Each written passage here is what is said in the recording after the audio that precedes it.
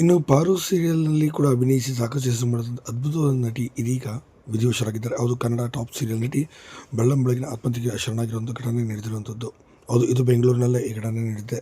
ಇನ್ನು ಕನ್ನಡ ಟಾಪ್ ಸೀರಿಯಲ್ನಲ್ಲಿ ಪ್ರಮುಖವಾದ ಪಾತ್ರವನ್ನು ಕೂಡ ಅಭಿನಯಿಸುತ್ತಿದ್ದರು. ಹಾಗಾದರೆ ಇವರು ಯಾವ ಸೀರಿಯಲ್ನಲ್ಲಿ ಕಾಣಿಸ್ಕೊಂಡಿದ್ರು ಅಂತ ಬಂದರೆ, ಸಂಘರ್ಷ, ಜೀವ ಹೂವಾಗಿದೆ, ನೀನಾದಿನ ಸೀರಿಯಲ್ನಲ್ಲಿ ಪ್ರಮುಖವಾದ ಪಾತ್ರವನ್ನು ಅಭಿನಯಿಸಿದರು. ಹೌದು, ನೀನಾದಿನ ಸೀರಿಯಲ್ನಲ್ಲಿ ಎರಡನೇ ನಾಯಕಿಯಾಗಿ ಆಟೋ ಚಾಲಕಿಯಾಗಿ ಇವರು ಕಾಣಿಸಿಕೊಂಡಿದ್ದರು.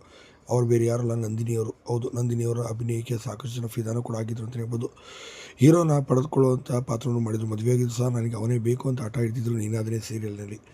ಇಂಥ ಅದ್ಭುತವಾದಂಥ ಪಾತ್ರವನ್ನು ಮಾಡಿದಂಥ ಈ ನಟಿ ಸದ್ಯ ಈಗ ಆತ್ಮಹತ್ಯೆಗೆ ಶರಣಾಗಿದ್ದಾರೆ. ಹೌದು, ಮಧ್ಯರಾತ್ರಿ 2-3 ಸುಮಾರಲ್ಲೇ ಕೊನೆ ಸೆಳೆದಿದ್ದಾರೆ ಎಂಬ ಮಾಹಿತಿ ಬರ್ತಾರಂಥದ್ದು. ಇನ್ನು ವಿಚಾರ ಏನಪ್ಪ ಅಂತ ಬಂದರೆ, ಇವರ ತಂದೆ ಇತ್ತೀಚೆಗೆ ತೀರಿ ಹೋಗಿದ್ರು. ತಂದೆ ಟೀಚರ್ ಆಗಿದ್ದರು. ಇವರ ತಂದೆ ಕೆಲಸನೇ ಇವರಿಗೆ ಸಿಕ್ಕಿತ್ತು ಅನ್ನೋ ಕಂಪದ ಆಧಾರದ ಮೇಲೆ ಅಂತ ಹೇಳಲಾಗುತ್ತೆ. ಈ ಕೆಲಸಕ್ಕೆ ನಾನು ಹೋಗೋಲ್ಲ, ನನಗೆ ನಟನೆ ತುಂಬ ಇಷ್ಟ ಅಂತ ಹೇಳಿದ್ರು ಕೂಡ ಅವ್ರ ತಾಯಿ ಇದ್ದರು, ನೀನು ಈ ಕೆಲಸ ತೆಗೆದುಕೊಳ್ಳಲೇಬೇಕು ಅಂತ ಹಠಕ್ಕೆ ಬಿದ್ದಿದ್ದರಂತೆ. ಇದೇ ಕಾರಣಕ್ಕಾಗಿ ಸಾಕಷ್ಟು ಬೇಸರವಾಗಿ ನಂದಿನಿಯವರು ಆತ್ಮಹತ್ಯೆಗೆ ಶರಣಾಗಿದ್ದಾರೆ.